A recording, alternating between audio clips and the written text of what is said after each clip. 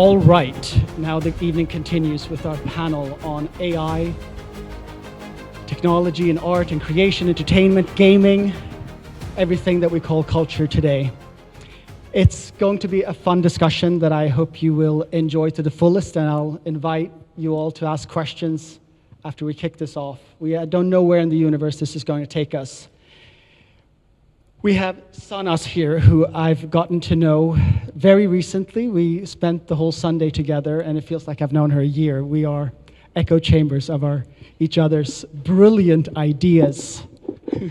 You have no idea how crazy we are. You won't see much of it tonight, but she's an esteemed movie maker, a film producer who just arrived from California. She did a movie called The Cost of Convenience, talking about digital addiction and how it is impacting humanity and society, how it is tearing us apart and distancing each other from each other. And this is very relevant today when we go deeper into our digital worlds and become very lonely.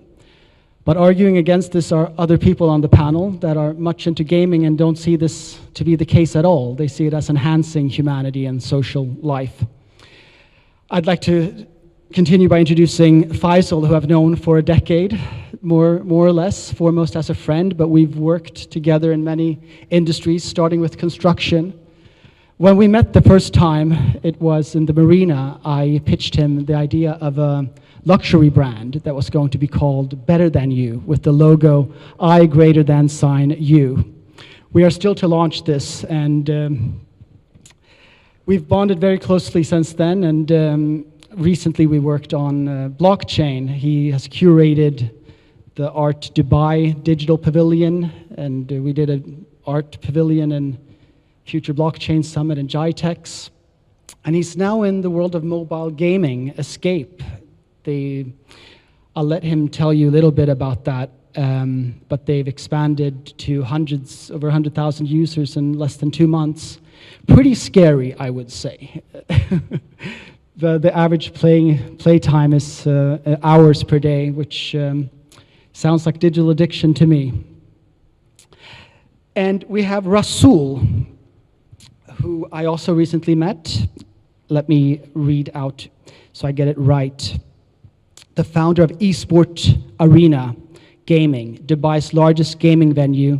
He leads the regional gaming sector dedicated to inclusive gaming spaces and experiences, creating immersive environments for gamers, transformative potential.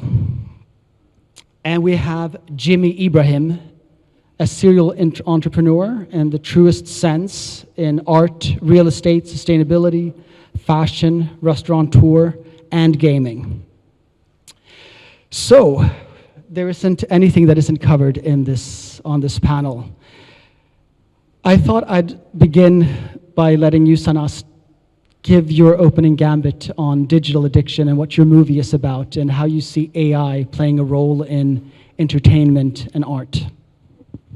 Sure. The film is called The Cost of Convenience, and it's an educational documentary about the last 50 years of human digitization and its impact it had on society. Down from how you got the phone into your hand, and what are the business models of the apps that you use, and how has that impacted your mental health, down to as we are growing and integrating with these technologies, what are the long-term effects? What do we want out of them, and what is our relationship with them?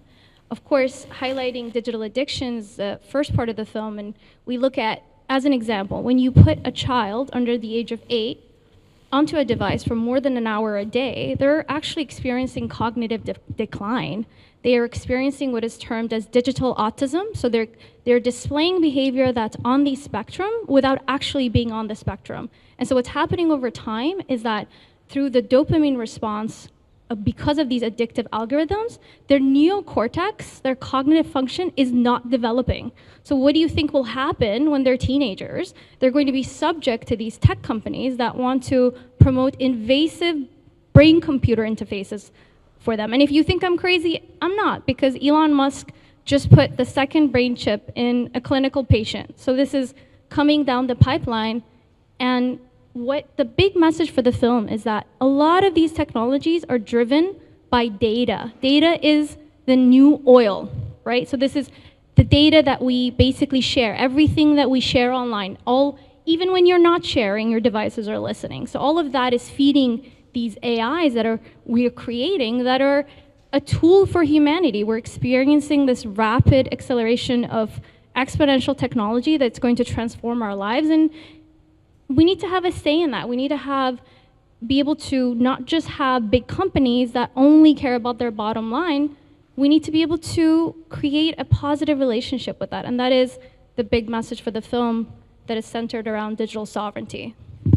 I think this question about digital addiction is probably the most important question of our time and how it shapes our society. I was having breakfast yesterday with my pastor, actually, and we talked about addiction, and I was pondering over how we're all addicts to some extent. I certainly am, and I believe that it can drive us to do something good, to channel it. I mean, I need to run every day, if not twice a day, otherwise I need a drink, if not one or two. And this addiction you're talking about is not a positive addiction that drives you forward. It is a pacifying addiction in the same way that gambling is an addiction. And I think most of the most insidious addiction is this randomized reward, when you don't know when you're going to be getting rewarded, so you keep this famous experiment that was done with rats. They don't know when they're going to get fed, so they just keep tapping the lever to get food. And where I want to go with this is gaming. Gambling, of course, it's very thought out how to get gamblers addicted, to keep coming back, and you see this with social media, and of course with gaming, that's how you make money, to keep an audience captive. I want maybe to take this discussion in that direction, like how can we control this? And of course, companies are there to make money, but at the same time, we have a responsibility towards our consumers. Look, everyone has a responsibility towards their user base or towards their consumers, like you said. The first problem that was just identified was an early age. Getting them addicted from an early age, that is an issue, and that's an issue across the spectrum. But what we're trying to do different, and what there's other organizations that try and do the same, is to take that randomization out of it. So for example, Escape, we are a gaming platform, but we're not a play and earn. There's no angle of gambling. There's no angle of a lottery. It's play and win. If you're good at it, you're going to win. So the top 5 players in any game at the end of the week receive a reward that they can transfer and convert into or redeem for assets. But if you put the gambling angle into this, then the rat experiment makes perfect sense, where you keep on clicking because you don't know when you're going to win. Over here, it's very clear. You're going to win if you're good. If you're not good, like, people would stop playing. But there's more than enough content for everybody to enjoy. But it's also adding more content, you know, like adding more educational content, adding crosswords and chess and checkers, like, so they're not focused on just one kind of game, and adding different aspects. So there's a social aspect to it. There is virtual environments that have like the Taj Mahal or cities in Tunisia, and you've got a marketplace in which you can redeem your points. So I think the main difference where we're trying to tackle this issue as well is people are not spending time or are not addicted to games and spending money without any return. Well, over here, maybe $50 won't make a difference if you win that in a week. But take that into any developing country. Look at India, look at South America, look at Africa. Someone that gets that as a reward can feed their entire family. But now you're not looking at this as a reward where you can enjoy it. You're looking at this as a reward that can help you live a better life.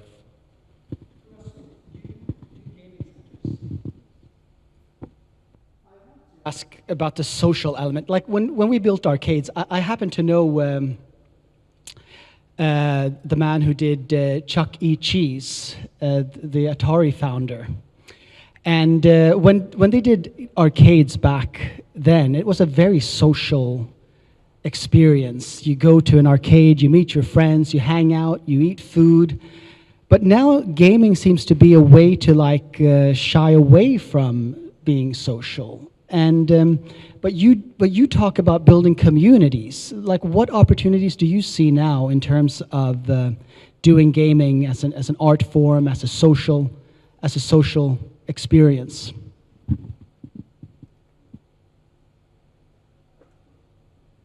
Hold it in. Hello. Yeah. Good evening, everyone. Thank you for this option to discuss the really interesting industry gaming one. I would agree that the two different people, they're outside of gaming.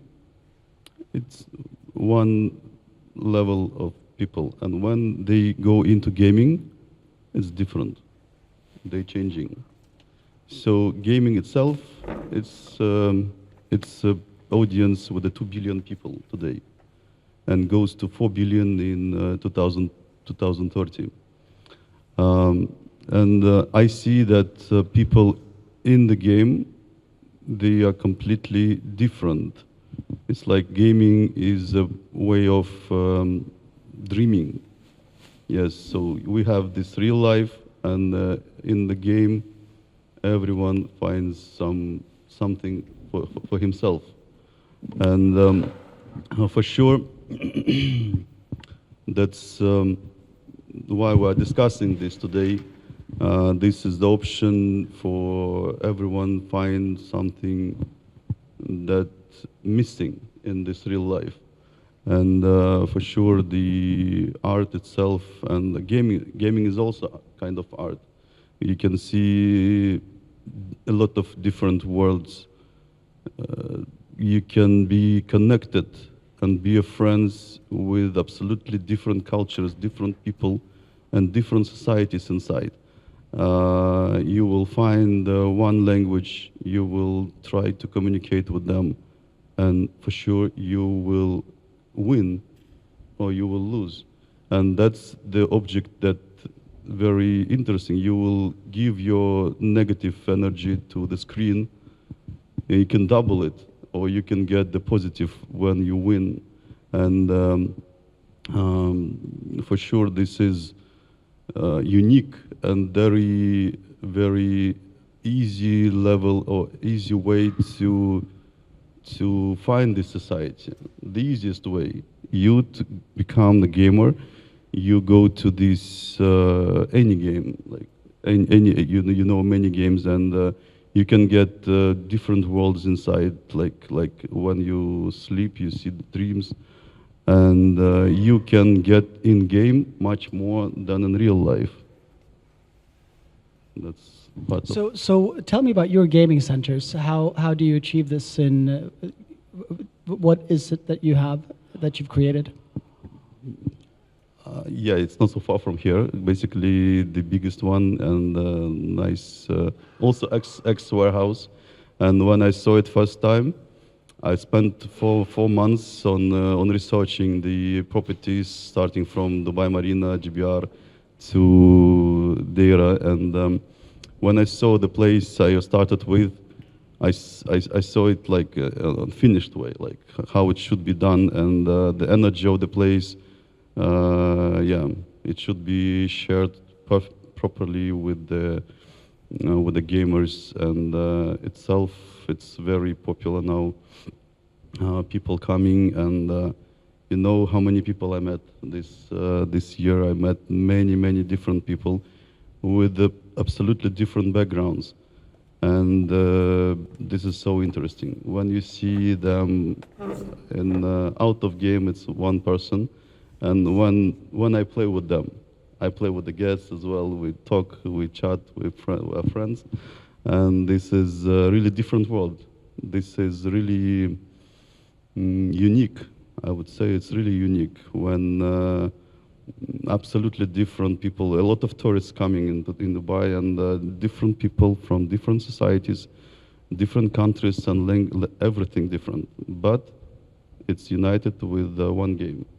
For 15 minutes, for 20 minutes, for 1 hour, it's absolutely different. So people in real life, they can be shying, not talking to each other, little introvert. But inside the game, it's like, different, like they're changing, like immediately. They do 10 times more effective something, like they are very interested in it. Yeah. There's a famous quote by Oscar Wilde that goes, if you want to know who a person is, give them a mask. And It's true. we were talking about that, having new concepts in art galleries with masks. But Jimmy, tell us about yourself. You're doing digital art and blockchain. That's something I'm very familiar with. How do you see the intersection with blockchain, and does it bring anything to the world of artists? Hello, thank you for having me here. So definitely when we launched Oasis X, as we were discussing a bit earlier, we launched it out of a need. There was a need in the space, in the digital asset space and art monetization space, especially that a lot of the countries in the region here were sanctioned, so a lot of the artists that already had art online on the blockchain were delisted.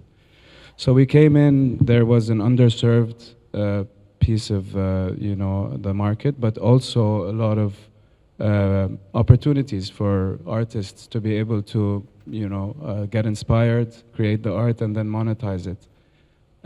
So there definitely, I'm a big advocate, and I was put in a situation where, yes, technology did help art to make it through, to reach the end user, to be able to support the artists. And just touching on the last point that you guys mentioned, so funny enough, in my experience, gaming was a detrimental, thing in my life when I was in a very low moment. And I actually would wait to finish school and working and everything to go online and to meet with certain friends, right? So in my kind of experience, it was a way to, reconnect actually with the people I loved the most, and the camaraderie that comes from gaming and the problem solving, especially when you're playing a competitive game, is very important, and definitely will help in my case with my growth as a person. So would you say that playing the game is a form of artistry? Definitely, it does take some talent. It does take, a lot of commitment. It takes time, training. It's hand-eye coordination if it's competitive mostly. So yes, it does mend some type of artistry in you, and especially in games like Minecraft and Rust and the games where you can build, right? When you can get resources and build, and that's where you start seeing creative ways of making a bridge, right? It could be straightforward, but it can also have all of these bells and whistles, and all of that also takes time and devotion to get the resources and to build. So yes, definitely, you can find a lot of artistry in games that allow you to express yourself. I find it fascinating. One of the world's biggest YouTubers is PewDiePie, and he's certainly not one of the best players in the world, but certainly, I guess, the most popular. And what a community it is around him, looking at him play the games, and it feels like you have a friend, I guess. Everybody sees him as a close friend. Faisal, I'd like to hear from you. Like, what are the skill sets? Like, you have a lot of, they almost become heroes, the best players. And in your game, it's a constant tournament where you have a winner. Is it every day or every week? And do these people, I guess, become like professional athletes in a way. So, look, there's different kinds of games. You've got hyper casual games. You've got MMORPGs. You've got board games. You've got all the different kinds of games that are there, and each one of them, there's different players for each of them. Like if I look at my parents, they're interested in the hyper casual games where the time to learn how to play them is very low. So you're not going to be very competitive in those kind of games. And then you've got the games that go into the esports level, where you've got Counter-Strike and you've got League of Legends. But you can turn a competition out of everything. There's Tetris tournaments around the world, and I'm thinking mostly on how it can bring people together and being a competitive. Yes, but that's the whole esports thing, right? So esports is, I would say, for me, because there is a huge amount of skill that goes into playing these games, playing them well. So esports is just like football. The players train just as hard, well, not physically, but mentally playing these games. And esports has a huge audience. They're just building an esports island in Abu Dhabi. So all of these games, there is an audience. I never thought it would happen, in this way, but people enjoy other people playing games. And it sounds weird when we're talking about video games, but people enjoy watching football more than playing football. But also, the biggest games are network games where you know you're playing against real people on the other side. I guess you could easily recreate these people with AI, but would it still have, it would be a form of catfishing if you think you are playing against other real people, but you're the only one alive. Yeah, but again, it depends on the player. Red Dead Redemption or The Last of Us, the storyline is so compelling. The non-playable, the NPCs, the non-playable characters are designed so well that you don't really need, need an opponent.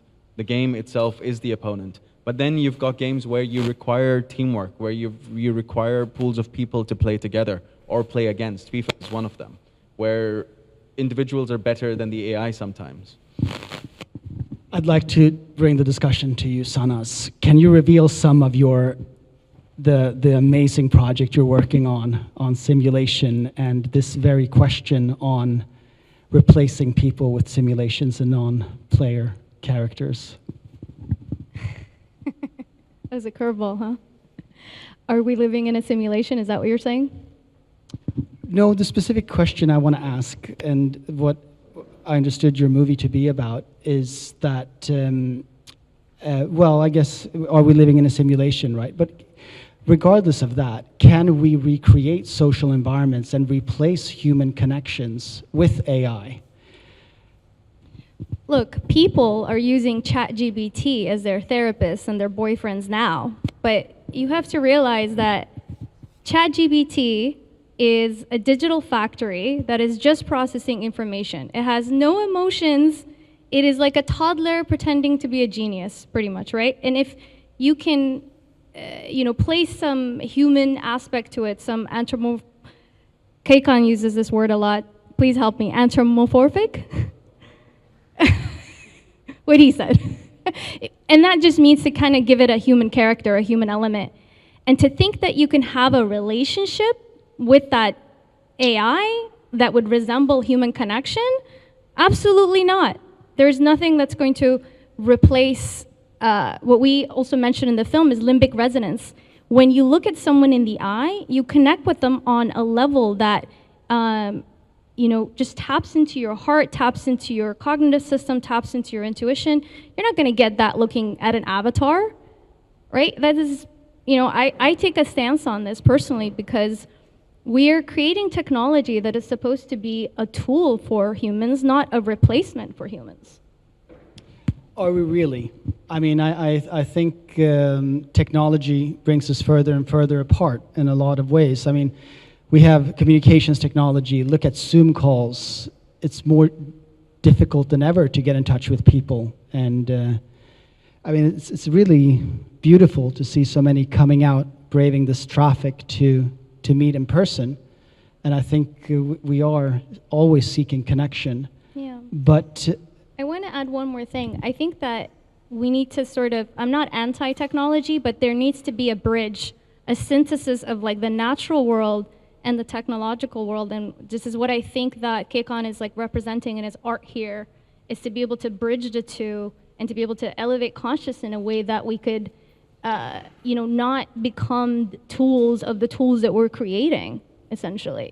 How do we have this cosmic renaissance that is depicted around us? How do we create this new form of connection which takes human connection at its root, at its core, the analog connection, but then we can sort of extrapolate that into these digital worlds, create avatars of ourselves that we could interact with, but at the core, it's rooted in human connection.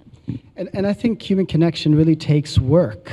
That is the cost of convenience that you talk so well about in your movie, that pretty much all technology has made us lazier, and we are a lazy species. All we do is to try to seek the shortest, quickest route with least resistance, and capitalism is the same. We seek instant gratification and maximum return. And like look at our mating habits as humans these days. It's quite fascinating to see that sexual activity has gone down in all age groups with the exception of senior citizens. Yet we are overstimulated like never before. We're overstimulated to the extent that we're desensitized. And we don't seem to care. But what we seek is human connection, and that takes work and effort. I wonder, in the future, are we ever gonna wake up and work to get satisfied, literally? That's not that far away.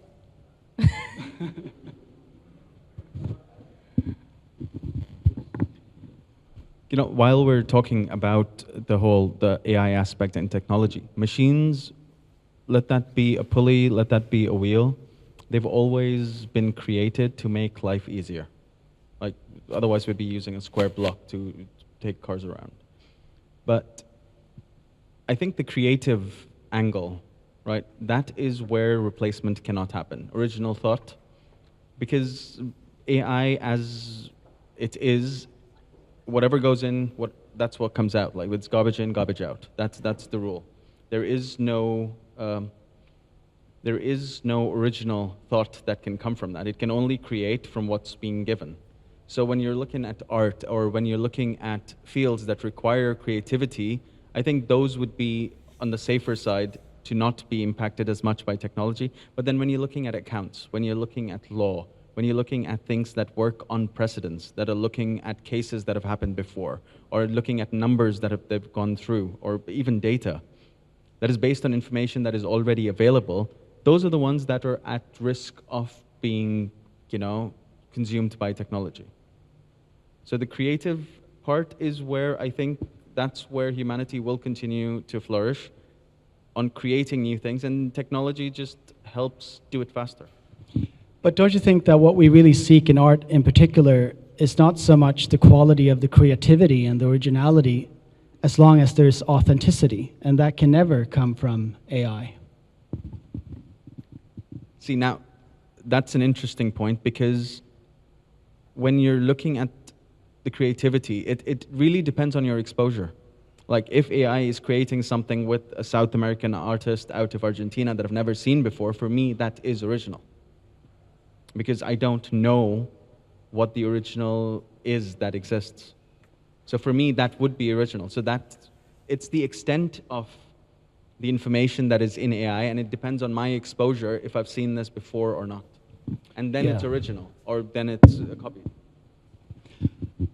I'd like to give the floor some chance to ask some questions. Any volunteers to take this discussion forward? I've got a mic here.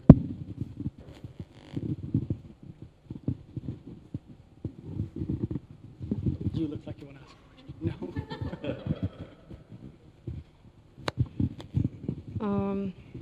Thank you for the interesting talks. I just thinking the games itself, they are very complicated. So it's also could be a piece of art, and I know it exists in the game. They sell some beautiful things. I'm not gamer myself, but I know it exists. And I always thinking why it's not come out to the like art world. So it's always inside of the games. But I believe that topic also could rise in the future. Maybe the like games itself, they are very, beautiful. Let's say they have their creators, they have the authors, and like it's like separated market. I know the people buy like the beautiful pieces. So just your experience, like you feel it's like an art also. There is art. Like there's a TV series that's just come out based on League of Legends called Arcane. Now the artists that have worked on Arcane are also working on games. If you look at Final Fantasy, if you look at the Japanese games that come out, even Last of Us, like I know it's in 3D, but there is a level of 2.5D that artists are working on. And trust me, they are a work of art. Like if you watch the TV series, they're making games based on the same level of art. I know, but it's not come out. It's not in the art galleries. We don't see this. Yeah, but These so, but pieces, again, this it's is- like this is- separated things. I'm always like thinking why, because like on the Comic-Con they have such sort of art related to this, but like in the galleries I don't see. Maybe it's in Japan, some Asian countries they have it, but I believe that that could be also these things. Maybe you can take your favorite piece from the game and put it to the gallery, put it to the wall. So, thing is that with gaming, it's not enough just to create a beautiful environment and then put it in a setting like here, right? It's an experience, right? And when you're experiencing this very hard achievement and very thought of achievement that these designers do for you to be fully immersed, for it to be within a certain storyline, and then the doors open and you walk into something at the end or at the beginning, and all of that is curated. It's curated by these designers, and it flows into an experience that you are, as a consumer, are being put there to experience, right? So, as you said, I am also sometimes very shocked with the level of detail and the level of architecture, and there's so much that goes into making this as real as possible. But it will only be experienced, and it will only invoke the emotions that they want you to have within the experience of the game. But the whole NFT and digital collectible space is all based on this, and it all came from what gaming built as building blocks, right? So it was detrimental for us to reach here, to have had the experience and the history of gaming and these realms that are built in a digital format. But yeah, I mean, there were a lot of digital galleries, and the whole NFT concept is built on this as well. So, Assassin's Creed is a really long series of games that are there, and they recently came out with their collection. So assets in the game, Crystal Skulls, and things like that. They've actually taken them out, done shows, and sold them as NFTs. So there is work being done. It's not as exposed as it should be, but there is certain amounts that are still there.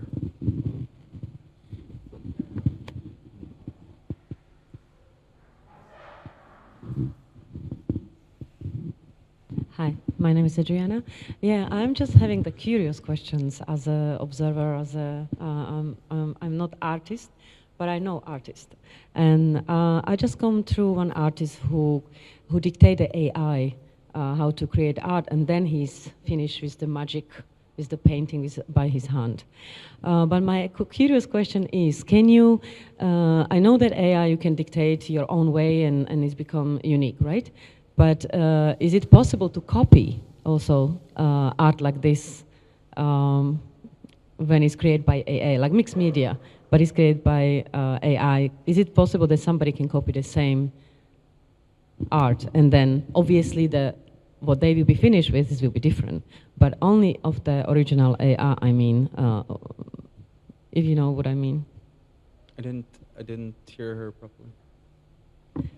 Yeah. Talking about IP? AI. Yeah, no, are you talking about like the art that's being created, the final product, the intellectual property around that? Is it? Yes, like he is dictating the AI how to create his art. And he said that that is unique, that nobody can do the same way. I'm just curious, is it really possible? That AI creates original art? Yes.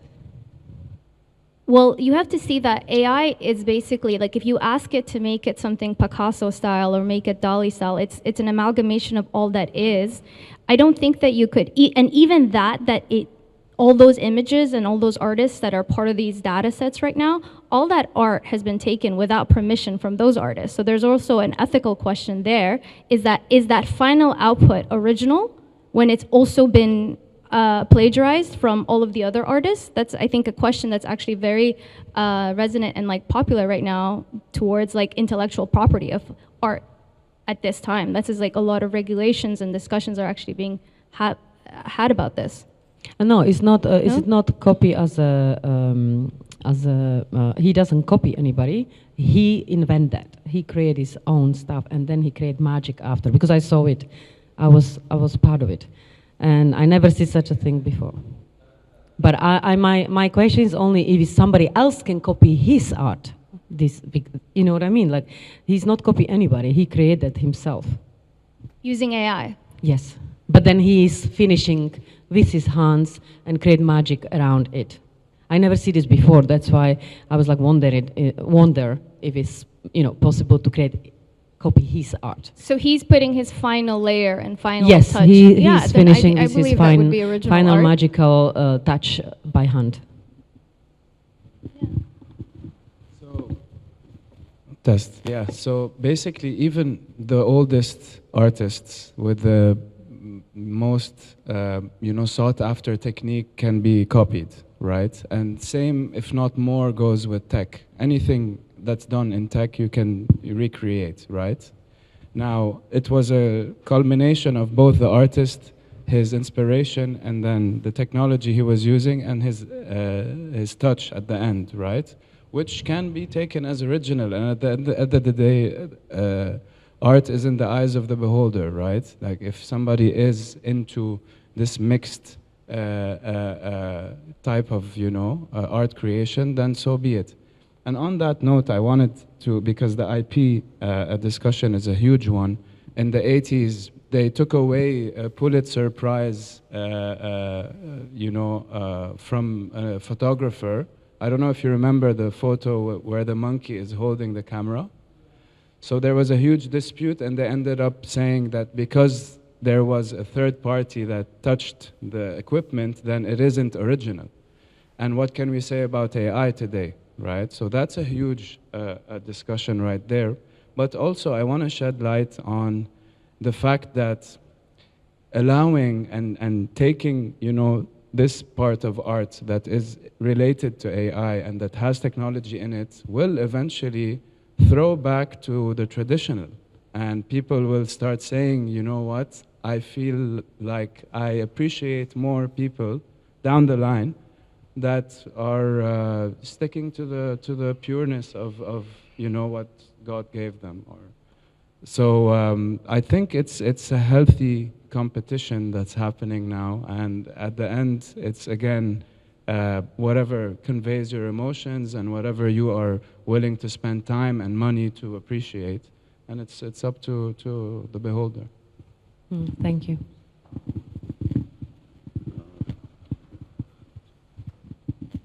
Hello, good evening.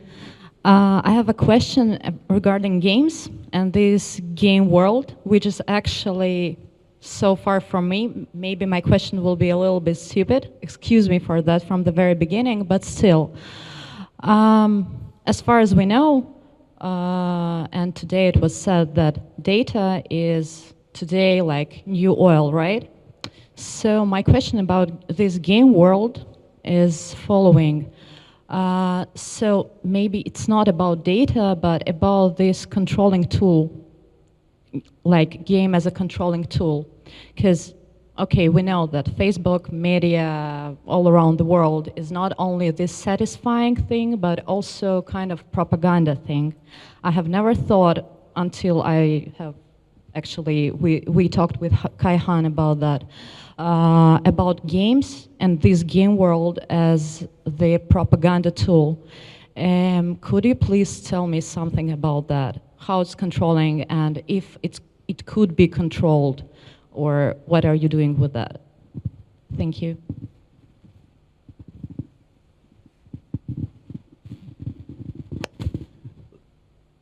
Gaming is still, it's the same, it's an asset just like any other form of media. Games that are built cannot be edited, but you can still get DLCs, so more updates coming into it. So I think it's just as vulnerable as anything else, just as Facebook, Instagram. As long as the control lies with another organization, they can do whatever they want to change inside the game. So the risk is the same. Yes, but there are regulations, right? You have regulations set where before launching a game, the Series A game that's going to be exposed to millions of people from all walks of life, you have regulatory bodies that go through the storyline, go through what's being said.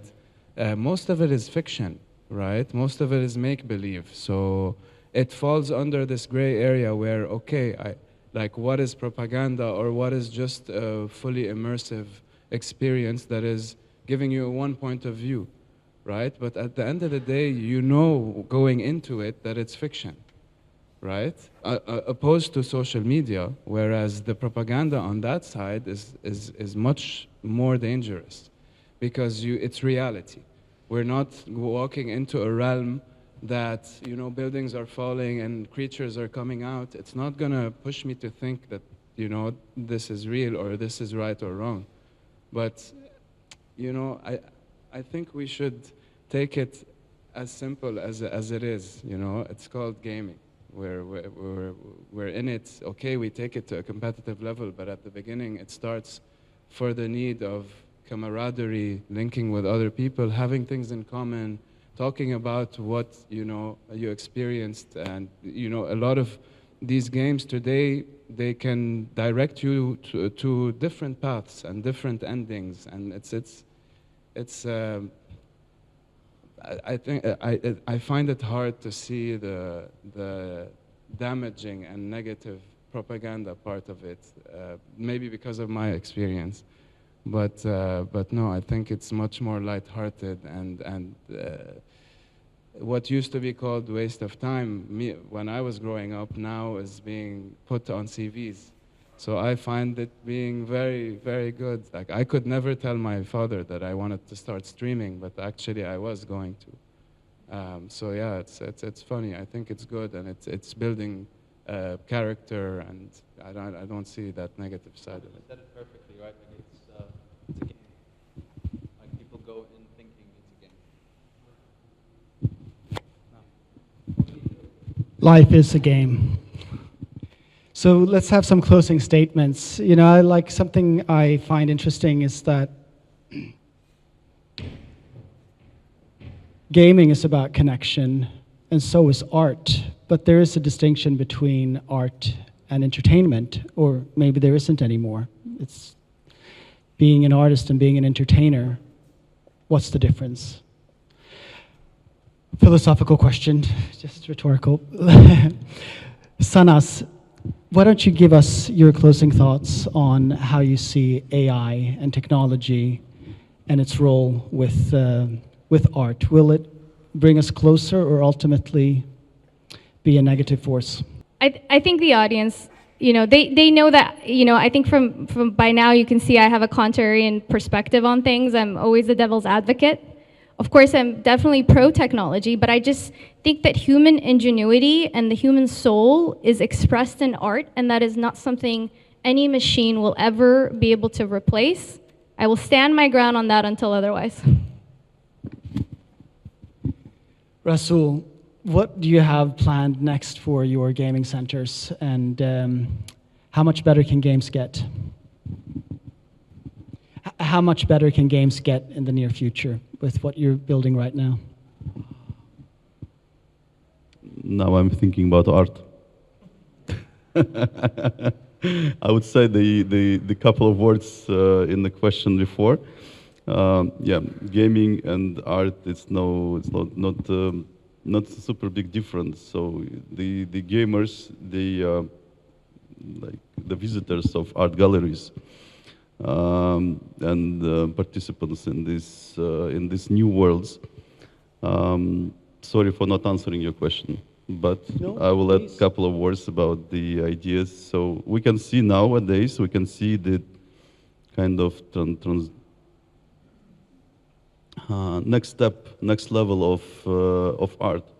So if we see the history, the very few people could do some art in church or on paintings in different like temples or something. So not so many people could afford these skills and to do that, like thousands of years ago. And then when first painters started to do the paintings, there was also not so many, like Leonardo da Vinci, Michelangelo. There are many people, but not so many. Then the next level was when the photo appeared, with the photographs. Like you can see how many people, like multiplied by X, had the chance to get into this kind of art. Not every picture from the photo, it can be art, but there are some people who use that properly, and it became popular. And then we can see cameras. With the cameras, it's another level of art we can see, and it's also again multiplied by X people who introduce into that market.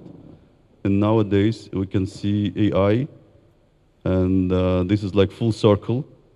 Everyone, not today, but maybe in several years, everyone has a chance to create something. Yes, with the help of AI, but the vision of the individuals, they will produce something new with AI for sure. Faisal, tell me what you have in mind with gaming. With mobile games, I think gaming, a lot of games have become worse, and the most addictive games are certainly not the best games, it seems. Mm-hmm. Will AI and technology improve mobile gaming? Well, it'll definitely make it faster, right? So just on a previous point when we were talking about art, right? For me, an artist, when we were talking about music as well, is someone that gives you a different perspective on life, on a car, or anything else, like different from your own. And what AI is helping,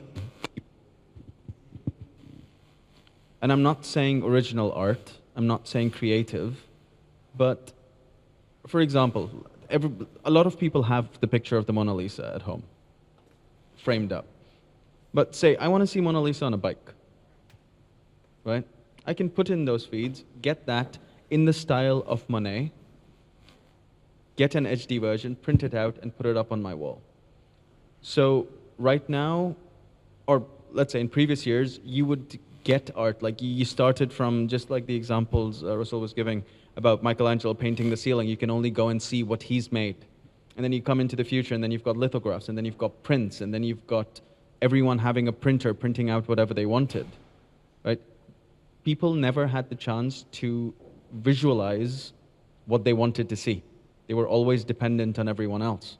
Now, AI is giving them the freedom to be able to create anything. Does not have to be original, but some people are happy with Mona Lisa on a bike. And from a gaming point of view, it's a tool that's going to help us make things faster.